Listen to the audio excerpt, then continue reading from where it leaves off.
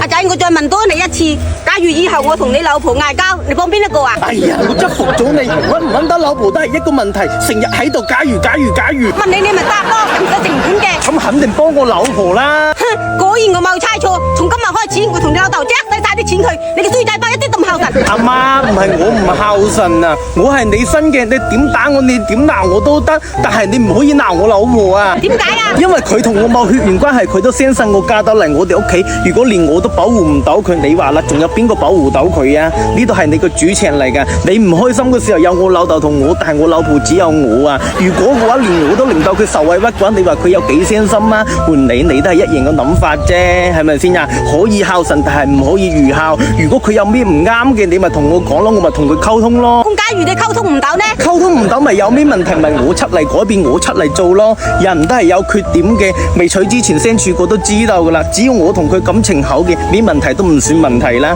再講啦，阿媽先有好過家婆，再有好過新抱啊！你話啱唔啱啊？好似又啱喎。咁咪咯，阿媽你唔好同我老豆使晒啲錢佢啊，留翻啲俾你個仔嚟溝女啊！你梗死啊！你自己搵自己食。